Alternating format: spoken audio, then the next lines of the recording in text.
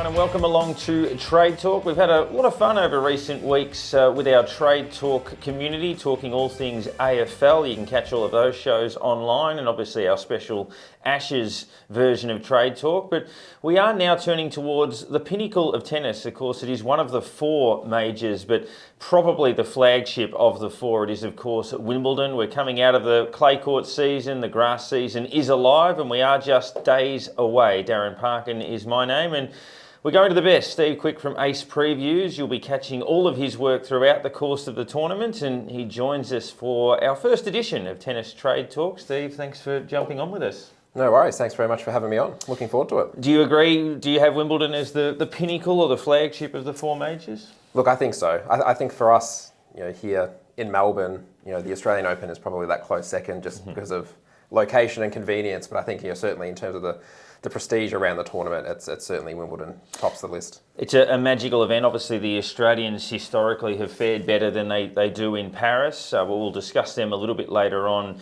in this program as to how they stack up. Probably a little bit thin on the ground. Obviously, we won the title through Ash a couple of years ago, and Nick Kyrgios made the final last year. But feels like it'll be a little bit more difficult. What are some of your favourite memories of getting up in the middle of the night to watch Wimbledon? Favourite memories? Well, look, going back to, I think I was probably 10 years old when had Pat Rafter and Goran Ivanisevic in that final. Thinking back through probably the last 10, 15 years, even Maria Sharapova bursting onto the scene as a teenager and taking the WTA by storm. You could rattle off a number of Roger Federer matches, I think, against Andy Roddick, Rafael Nadal. Novak in more recent times. Obviously they've had a couple of big battles.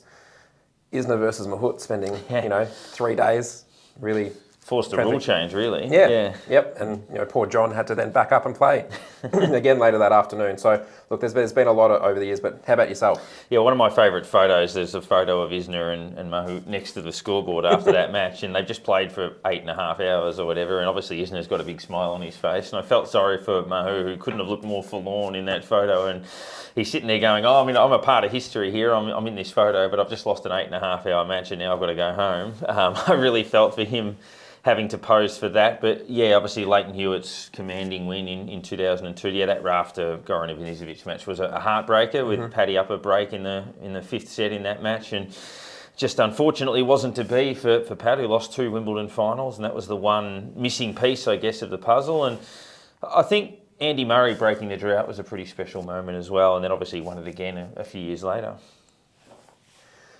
Look, there's been so many, I think, over the years. And look, for our sake, we'd like to think that there's another Aussie moment, particularly in the next couple of years. But it's probably going to be up to Nick. I think so. Yeah, and obviously his preparation not as good this year as it was last year, but you never know. He can catch fire, and there are a lot of players that are unconvincing on this surface that we'll look at. But Novak, obviously, we'll discuss him a fair bit. How legitimate a chance do you think this is for the year's slam for him? He stared it in the face a couple of years ago and he lost to Medvedev at the US Open, but he's going to be very hard to beat here for starters. Yeah, absolutely. And I think, particularly when you take Federer out of the equation now, you look at the other players that are in the field here for this tournament as well. It's going to be a massive task, I think, for anyone to even get near beating Novak. And look at it, the matches, across this year, but also in recent years, even when he falls down a set, I think that best of 5 setup for Novak is such a massive advantage.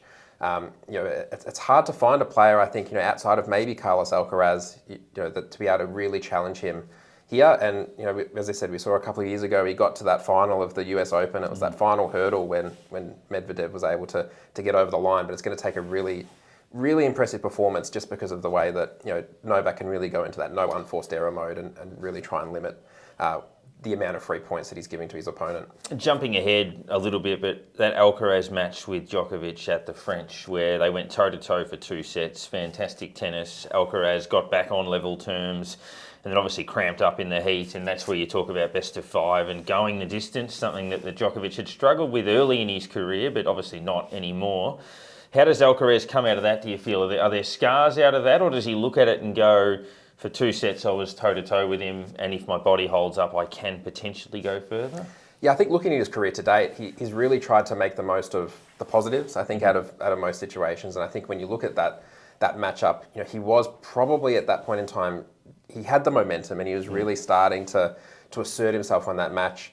And I think he even mentioned that he was starting to feel that cramping a little bit earlier in the matchup as well, but was still playing that high level tennis and was able to take that second set. So I think there's really, looking at his overall game and how it translates here, the new surface transition here to grass, I think is going to help him. The points will be a little bit shorter if he does find himself against Novak.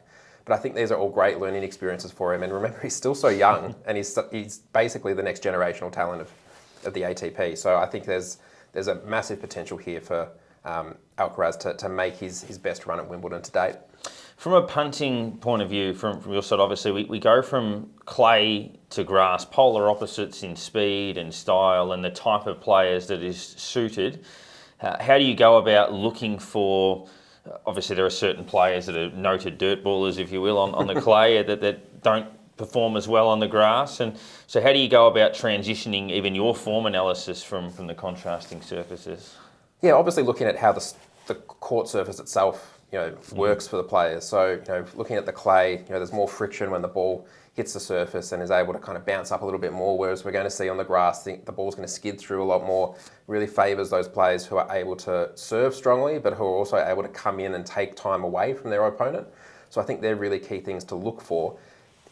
Looking at players across the top 100, not all players are particularly interested in investing a lot of time in terms of crafting their skill to work effectively on grass, because it is such a short season compared to the hard court and clay court swings of the year. So you have to find those players who have shown their ability to adapt and improve, I think, on the surface over the years, but also who perhaps haven't had a heavy schedule coming in as well. So looking at the players who perhaps haven't been incredibly successful over the first half of the year, but we've seen over the years it's trying to match up that recent form versus their ability on the surface.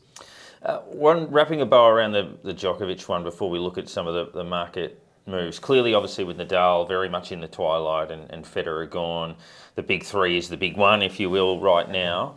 How long do you feel? I mean, he's 36 this year, I think, Novak Djokovic. Body's obviously in fine condition. He hasn't had a major injury issue in the last couple of years. How long do you think it takes for the chasing pack to, I guess, stop him being favourite every time he rocks up at a major? Well, that's the thing. It's over the last 5-6 years, how many times have we changed the names of the players who are in this chasing pack? Yeah, you're right. You're right. We go back, as I said, 5-6 years, and it was Dominic Thiem, it was Alexander Zverev, it was, Tsitsipas was going to come in and really start to take the Grand Slam world by storm. It's just trying to figure out which players are actually going to be able to do this at this point in time. I think, for all the negatives around Novak over the last couple of years, the fact that he actually has played less tennis has probably helped him in terms of his body and his ability to be able to back up and continue to play now into his late 30s. I mean, the way that he's going, I don't see why he wouldn't keep playing. Like, if no one's coming anywhere near him, he's going to be able to control this ATP tour for as long as he wants. And I look at the scarring that some players have copped. Obviously, Tsitsipas losing a French Open final from 2 sets to love up. Medvedev, that painful loss to Nadal at the Australian Open. Zverev's had some big losses at slam level. We've spoken about Rublev, his struggles at slam level. Dominic Thiem obviously lost a few finals before winning that US Open final against Zverev. And I sometimes wonder whether those guys have come toe-to-toe with the big boys and been decimated in a final, and maybe their career, for whatever reason, hasn't recovered from that. I think Medvedev, it looked like last year, after that Australian Open, he had a really strange season. This year, I think he came back and won 4 titles in a row or something like that. But do you feel that sometimes the aura of those players almost breaks those other guys? I think so. And again, over that course of best of 5, that Novak, and we look at his match with Jannik Sinner at Wimbledon last year, 2 sets to love down, Sinner's doing absolutely everything right and just kind of scraping over the line to win these sets. You have to play at such a high level for such a long period to be able to get the better of Novak. And I think that's obviously the key thing. But, when you look at it, as I said, Medvedev was able to get the better of Novak at the US Open a couple of years ago, and we thought that was going to be the springboard for him to be able to kind of continue on and really push him consistently. But it's almost like, for his sake, yes, he did get over the line, But then there's also the amount of work that it took to get over the line, and to be able to then maintain that level now in follow-up meetings when Novak's probably got a point to prove. It's really hard to kind of find that balance. I think it's one of those ones you're damned if you do, you're damned if you don't. But I think for Medvedev, he's certainly happy that he's at least got that Grand Slam title. Absolutely, and he's younger, so you feel that there'll be a time where there'll be no Djokovic, and can he? Alcaraz and others will be emerging, but we've obviously got the women's draw to look at as well. But we'll jump across to the Market Watch and just take a look at what we're seeing on some of that. So Djokovic, $1.75, clear-cut favourite. Obviously, Carlos Alcaraz that we spoke about is the only other player in single figures. In fact, the only player under $29. Obviously, you've got Sinner and Medvedev around 29s. Nick Kyrgios, the reigning finalist, at 55s, but has had an indifferent preparation. Some of those stats on Djokovic that we were talking about. So he's won 97 matches in a row when he's won the first set. So if he takes control, you don't get him. Obviously, 68-4 in slams since the start of 2020. One of those losses was a default. 52-2 in the last couple of years. He's won his last 8 fifth sets, which is quite an impressive stat as well. And to put in perspective what you were talking about with best of 5, if people can bear with me, these are the names in the last 4 years that have beaten him in best of 3. Holger Rune twice, Medvedev twice, Zverev twice, Nadal twice, Lajovic, Musetti, Felix Auger-Aliassime at the Laver Cup, Alcaraz, Rublev, Davidovich Fokina, Vesely, Carino Busta, Aslan Karatsev, Sonego, Daniel Evans and Dominic Thiem.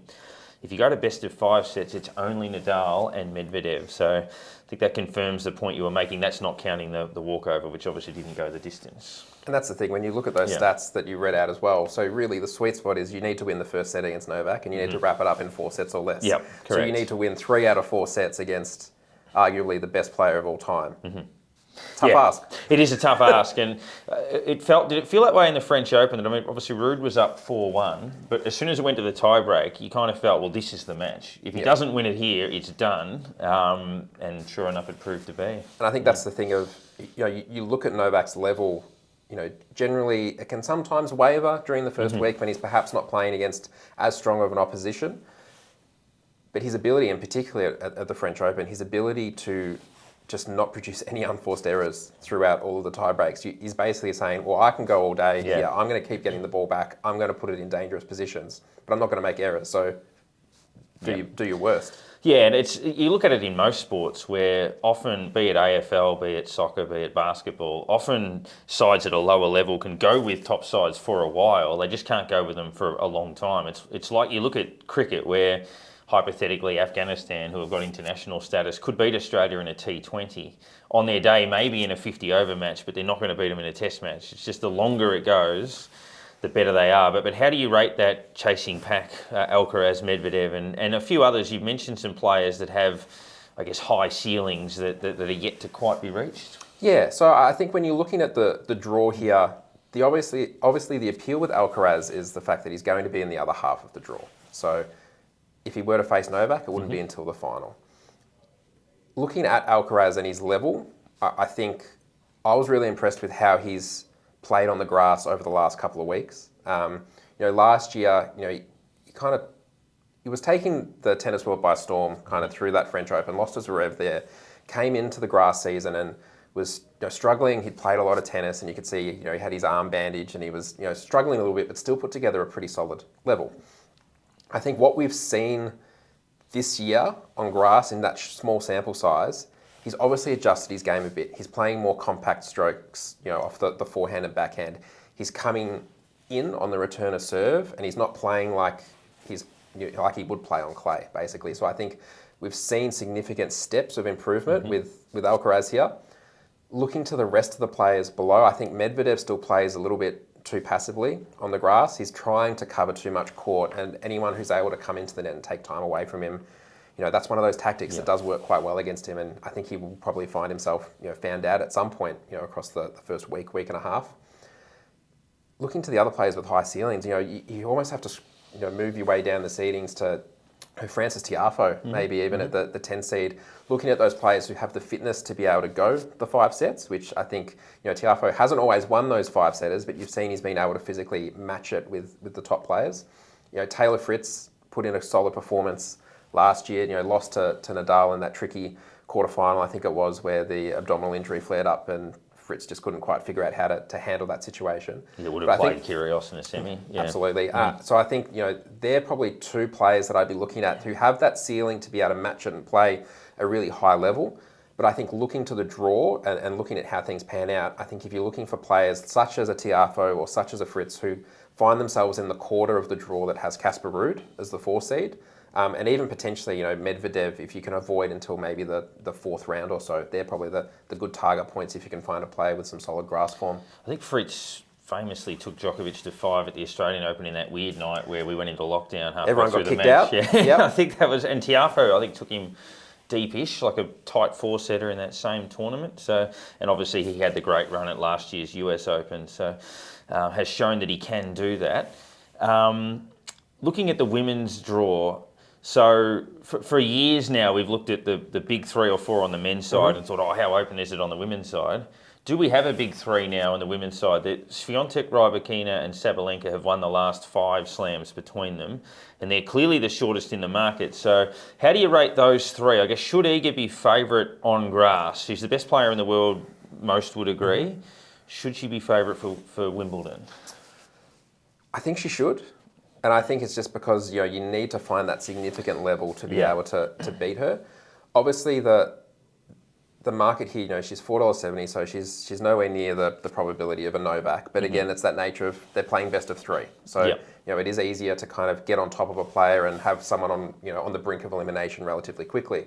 But I think Iga, she's done a better job this year of managing her schedule. Yeah. And I think when we looked at it last year, she was coming through that long kind of, the back end of the hard court into the clay season. She was going on an incredible winning streak.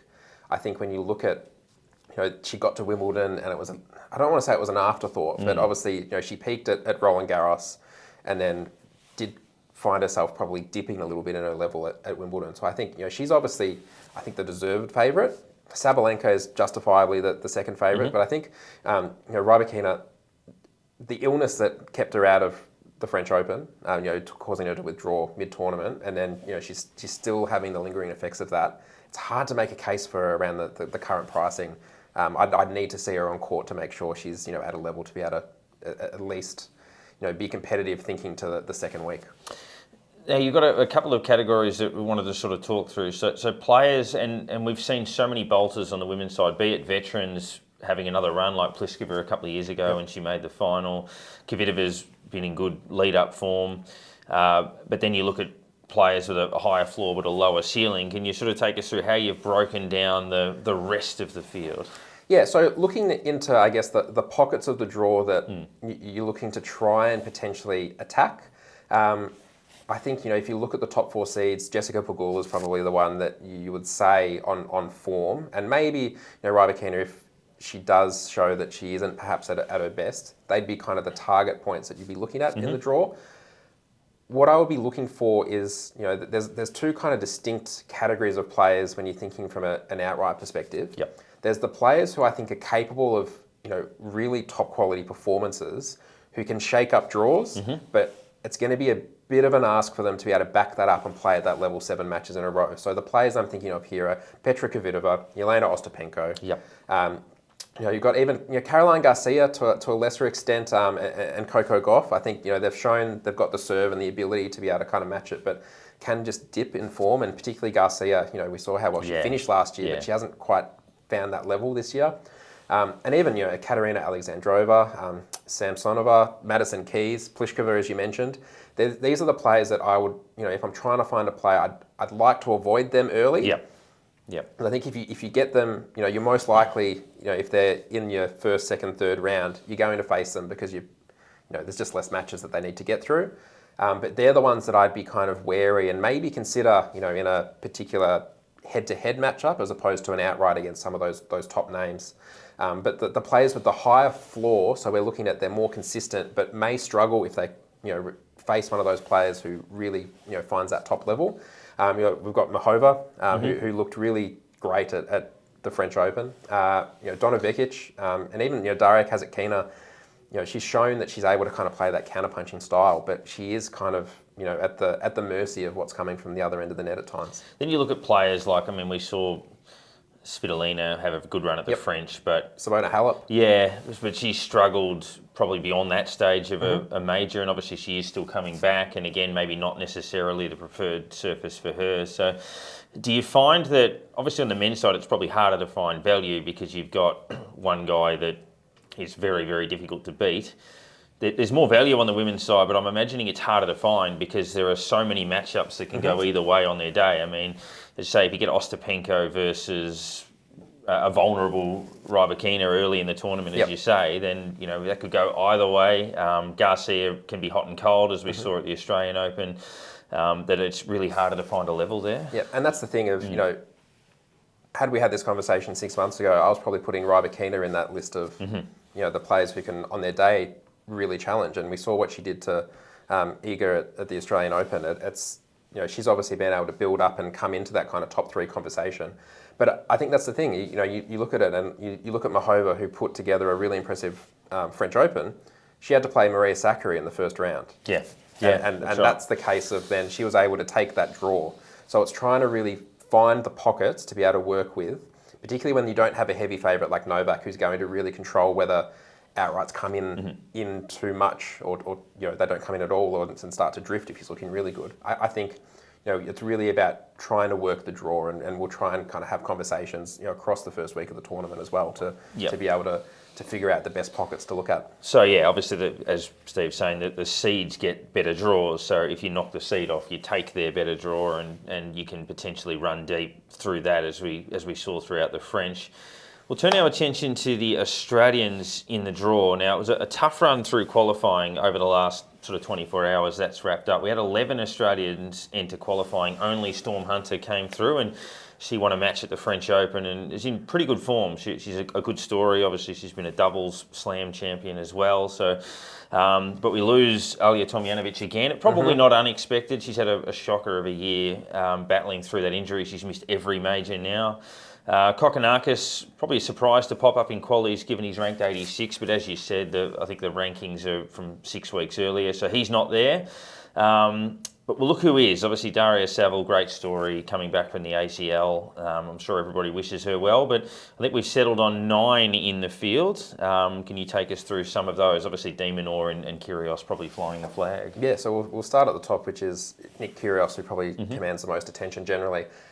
Look, it's going to be a tough ask, I think, for Nick. When you look through the last, 5, 6, actually really the whole career of Nick Kyrgios, it's always been, how is his body going to handle best of 5 at a Grand Slam? When we look at his best performance over the journey, it was, Wimbledon here last year. There were no Russians in the field. It was a weakened field overall.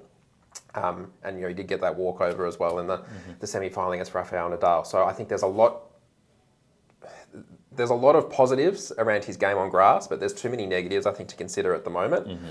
The way I would look at it is, he's currently around that $55, $60 mark. If he were to fly through the tournament and win it, I'm not going to lose any sleep about not taking that $55, just looking at the lead-up form and his general fitness. But I am keen to see how he goes in round 1 and how he looks if he does, in fact, take the court. He did a similar thing, I think, at the Australian Open. Was in the draw, but had to pull out. Yeah, he's pulled out, obviously, of a couple of the lead-up events as well. And you mentioned last year in round 1, he was pushed pretty deep. He withdrew from Wimbledon with injury, I think, a year or two before that. So, yeah, it's always how long's a piece of string. And mentally, he seems to have got better at, working through difficulty within matches. But, yeah, we know that his preparation and, the dotting the I's maybe not be as sharp, certainly, as some of the other guys we've mentioned. And Alex De Minaur would probably be one of those. I've often felt that if you could combine De Minaur's grit with Kyrgios's talent, what would you end up with? You probably have a slightly better Medvedev, almost. Probably, basically. Maybe if you just get that with a slightly better temperament, or even level across a match. But look, Alex De Minaur, made his way through to that final in Queens, lost to Carlos Alcaraz. I think he's shown, over the last couple of years, he's well suited to the grass, and I think I find myself this time most years trying to make a case for Alex, to be able to make a deep run. I think he is capable of playing to that kind of 4th round quarterfinals, but I think when you look at his serve in particular, I think he's just a little bit too vulnerable against these big power players who have the ability to generate cheap points. And we even saw it at the French Open against Echeverry. You know, he just finds himself outgunned at times. You can move as well as he does, but at the end of the day, you know, with his serve at the level it is, he hasn't really been able to kind of beef up that serve a little bit to be able to generate those cheap points. So I think he's really going to find the going tough, and we saw what Novak did to him at the Australian Open. So I think that's going to be really tough. But then from there, you know, there's a couple of players here that you've kind of seen working through that, you know, in and out of the top 100 over the last couple of years. There's a lot of Aussies here. You know, it's a great opportunity to be able to generate some significant prize money and some significant ranking points to set them up for the back half of the year. Yeah, and you're right on Demon. Obviously, had that, was it last year, the tough loss to Darren, I think, when he was up 2 sets to love. He would have played Kyrgios, you know, fourth round or quarterfinal or something, fourth, I think. But yeah, like Popper third round at the Australian Open. Jordan Thompson made a final in the lead up, does play okay on the grass. Again, you mentioned that temperament can be a bit of an issue. He can be a bit of a hothead at times on court when things aren't going his way. Purcell and Kubler, interesting watches. Purcell obviously had a remarkable rise in the rankings this year, won about 4 challenger events in a row. I think he's into the 60s or 70s. And Jason Kubler has had a good 12 months as well from a player that's career was decimated with injuries. Yeah, absolutely. So looking at Purcell, first of all, you know, I think he is a great exponent of the player who kind of sits at that upper echelon of challenger level, but hasn't quite matched it at ATP level to be able to consistently stay on the tour and maintain his ranking. He did a fantastic job at the start of this year winning challenger tournaments and boosting his ranking to be able to be in this position where he doesn't need to go through qualifying. He doesn't need to rely on wildcards for, you know, the Australian Open. Unfortunately for Max, you know, an ankle injury was about a month ago, has really kind of curtailed his year and has made things a little bit difficult. Lost to Feliciano Lopez this week. He must be about 150 years old, Feliciano. Yeah, and it's in his farewell tournament, Feliciano. It's going to be tough, I think, for Max. But I hope that, you know, looking at his level, you know, he's men's doubles champion here. He's got that game, the ability to come into the net and take time away from opponents. I think he's got the game. I'm just not sure if this year is the year for him to be able to kind of push to that kind of, you know, third round or even a fourth round. But Jason Kubler is the one that you mentioned. You know, fourth round here last year. It was one of those ones where he was really trying to push his way up into that top 100, into you know, the higher rankings.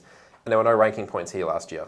So he was able to get the financial windfall of a fourth round, but wasn't able to kind of follow through. But he's been able to continue on there and really lift his level. And I think that's been really impressive. And I think he won a grass challenger title in the lead up as well to this tournament. So, you know, he's an honest player. You know what you're going to get from him, and he's going to be relatively consistent. So I think he is one to watch if he does get a decent draw.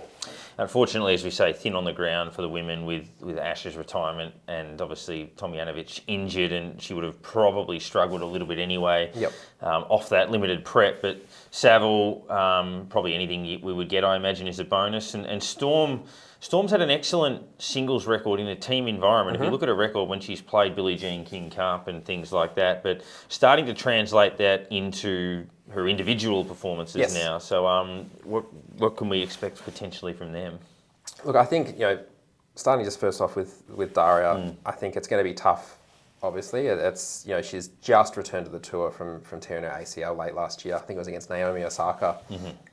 I think, you know, she obviously hasn't played enough tennis to be able to kind of justify when we're talking about outrights or anything along those lines. But she is a very honest player. She can retrieve. She can reduce her ability to, you know, she can reduce her unforced error rate quite well and really force opponents to beat her, which is a pretty solid trait in terms of trying to get through even just the first round into the second or third round. Storm Hunter is an interesting one. I think it's, you know, it's fantastic that she's been able to get through to the main draw here. You know, lefty, very proficient doubles player. Again, has that ability to come into the net, finish off points, take time away, which is something that we're really looking for, you know, players on the grass to be able to make the most of this, you know, month of the season. I think I'm hoping for her sake that it's a relatively favourable draw, and that we don't see a 1, 2, or a 3 seed, you know, across the net. Which is possible, yeah. I mean, you might run into Eager or something. So fingers crossed that it doesn't sort of turn out that way. We'll wrap things up with a bit of a betting strategy. Obviously, at the time of recording, we don't yet have the draw, but if you jump online in the coming days, you'll see a lot of Steve's strategies around first round, and once we know who's got who and how that all works. But so we're looking, I guess, more at outright, but also strategies as to how you would play it. So how are you approaching the early part? Look, starting with the men's, obviously there's a name at the top of the market there. I could just sit here and say Novak $1.75, and we don't talk about anyone else. But look, I want to explore some of the other odds that are available here. You look at Novak over the course. I did say that the best of 5 does favour him, but he has dropped first sets from time to time, even late in the piece last year here at Wimbledon. Whether you don't take that $1.75 and try and put an in play $2.20, or set it, watch the outright market during his matches and see if there's any fluctuations. I think that's probably a look there. Of the rest, Alcaraz is obviously the one. I think looking pre-draw, that he's not going to be facing Novak until the final, and maybe it's worth maybe playing him and trading out were he to meet Novak in the final, and you're probably getting equivalent odds to what you're getting for Novak to win the tournament. Looking down, as I said, I think I'm going to be looking for players such as Francis Tiafoe, Taylor Fritz, even Alex de Minaur, if he does find himself in that pocket of the draw that has Casper Ruud as the dominant seed. I'm going to be looking to play sections of the draw, and we'll make sure up on the Betfair Hub and on the socials we'll be able to kind of talk through after the draw as well, the ability to find where those pockets of the draw are. But I think it's hard to make a compelling case when the third line of betting has Yannick Sinner at $29. Yeah, that's right. I mean, if you found someone who could make a bold run, you might think, if they make a semi, they'll go from 40 to 8 or something like that, and then lay off on them potentially at that point. But on the women's side, obviously you did mention that you think Rybakina is vulnerable, and absolutely based on the lead up. But how are you playing that? Are you looking for value around that double figure mark and the same type of strategy, or is it someone like a Sabalenka? I think looking at the top 3 at the moment, I'd be staying with Iga, I think, of those 3, just for now. Again, I'd like to see Sabalenka just play a couple more matches on the grass first, just to make sure. She did make a solid run here previously, but I just want to make sure that she's kind of at that level. She's had a pretty busy start to the year, probably more so compared to some recent years. I think, Rybakina, the illness aspect of it is probably making me a little bit wary, considering she's sitting around that $6.80. That's a 2-week tournament. And looking elsewhere. Mahova was one that I think I sent out a tweet about halfway through the French Open for Wimbledon, around that kind of $40, $45 mark, and I think she's sitting around that 23, 24, and she hasn't hit a ball yet in the tournament. So she's one to watch because she's got that all-round game, I think, to be able to match. And similar to kind of Ons Jabeur, who made the final last year, I just wish her level, I think, coming in would be a little bit stronger. So what I'm going to do is probably play Iga, I think, first up before the tournament, and then look for other pockets of the draw. Does Kvitova, is it Goff, is it even Madison Keys? Are they able to make runs in some sections of the draw that are a little bit more favourable? Yeah, I think that's a pretty good way to play it.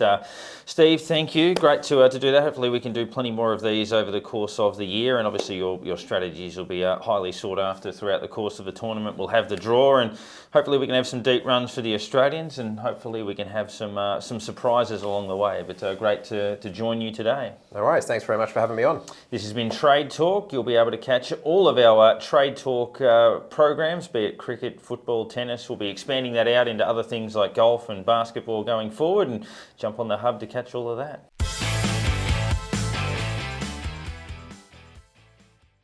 What's gambling really costing you? For free and confidential support, call the number on the screen or visit the website.